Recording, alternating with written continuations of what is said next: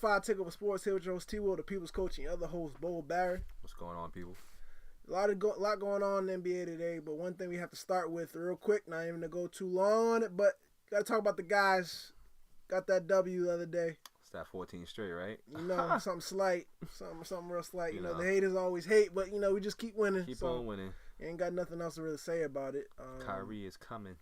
The thing about that, not to go, like I said, not to go too long on it, but he's playing well, but I know he can play better.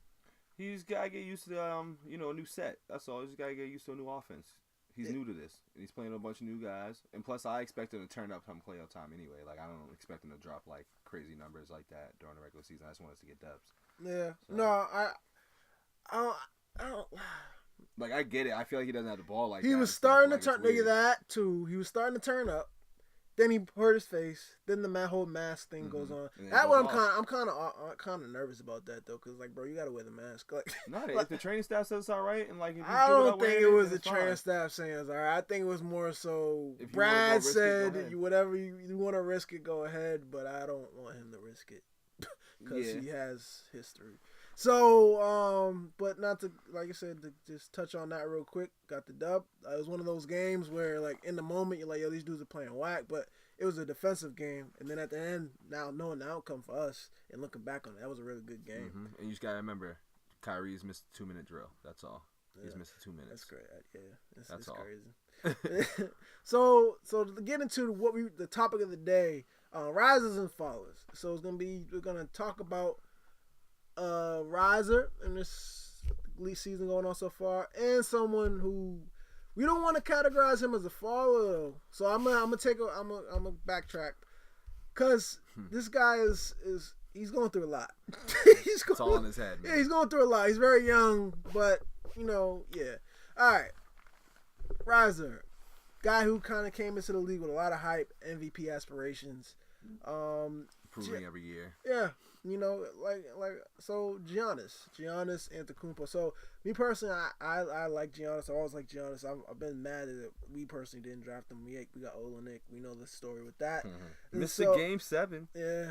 So, but with that not even being said, the fact that Giannis brings so much to his team, but I know I have said that about Giannis bringing a lot to his team, but you have a different idea of Giannis or how you feel about him.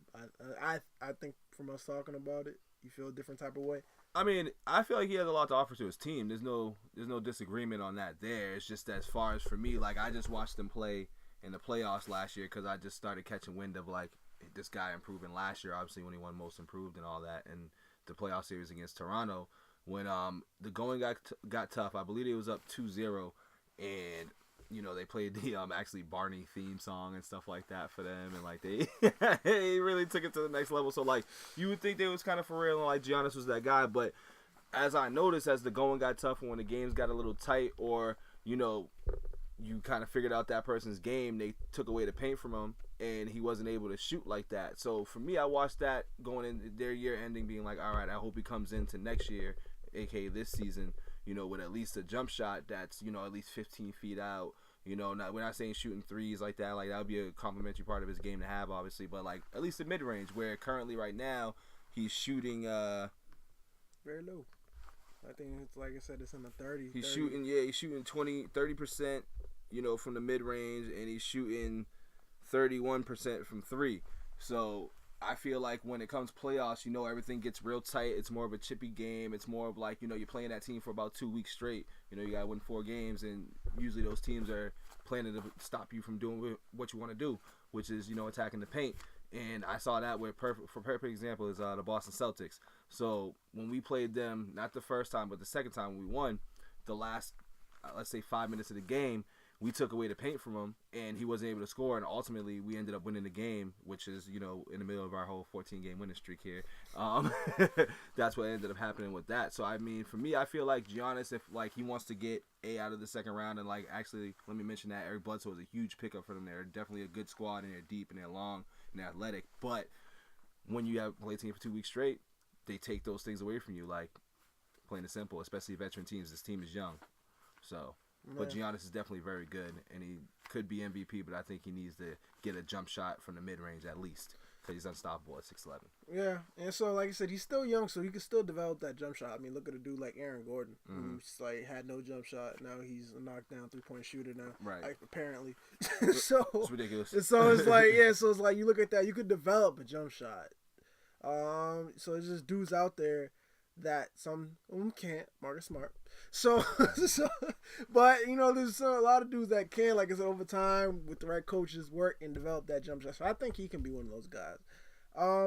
So you kind of touched on Giannis, and so we're gonna spend the rest of the episode talking about a different guy. I feel like not that we talk about this team or him a lot, but I don't want to make it seem like we're anti-Lonzo. I'm not anti-Lonzo. I'm anti-hype train. That's it. Well, I mean, I say that to say, like, I rock the personalities of players that I like are the dudes who just ball, shut up, and just do what they need to do on the court. Like, I rock with those type of dudes. And so, he fits that for me, but he's on the Lakers, so I can't like you. But it's legit.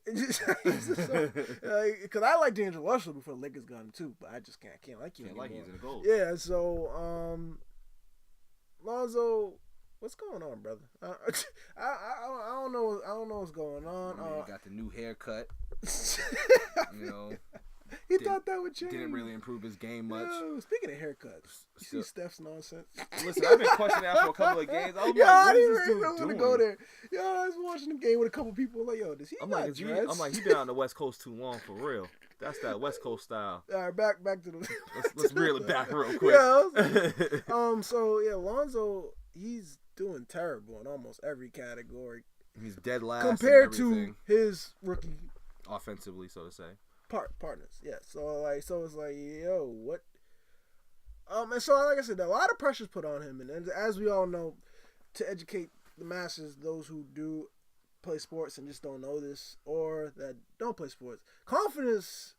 You have to have a lot of confidence when you're playing sports. Your mental is a huge factor of playing the game. Things can't be in your head. Yeah, things can't be in your head. Or you just gotta find have to have a way to overcome things mentally. You shoot a bad shot, you gotta be able to say, okay, next shot, I got it. You do a couple bad plays in a row, you gotta make it up on the defense end. Something you gotta kind of mentally fight through fatigue, fight through all the other aspects that are going on in your personal life and on the court. That's how you're gonna be successful.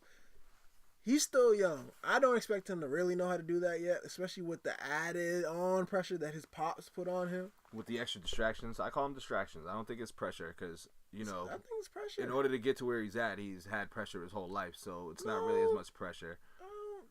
You had to be a prospect. You had to get drafted. You had to play well in order to, be where you're at. That's a different type of pressure.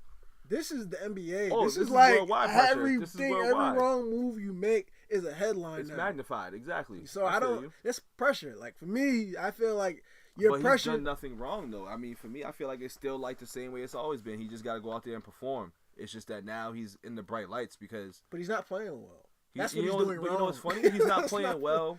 He's not playing terrible either, but he's not playing. Well, those marquee games are like when those national televised games. He's really like. Doesn't play well at all. Like when those games are on like TNT, NBA TV. Like if you on NBA League Pass somewhere, the local station. But I'm just saying, he play alright. But keep it funky. He's probably only had like 3 good games. Like 5. Okay. Yeah, like 5. But his plus minuses are terrible though. Whether if he has a good or a bad game, his plus minuses are awful. It's getting to the point where he's not even playing fourth quarters. Like Luke Walton is taking this man out, and so I've been watching the game. And I'm like, yo, so they're really just not playing Lonzo no more. And then there's he's passive, man. He had 2 points in against the Philadelphia 76ers. Now, granted that his point guard matchup is Ben Simmons most likely, but you switch that matchup obviously so you can make him blend. But for me, I feel like if you're not coming out aggressive against all these dudes, because remember the whole summertime too. Like I watched that game and Lonzo Ball legit put me to sleep. Like I watched the game and I was excited about Embiid, Simmons, and all that. But this dude put me to sleep because I'm like, where is he? He's non-existent. He had 2 points.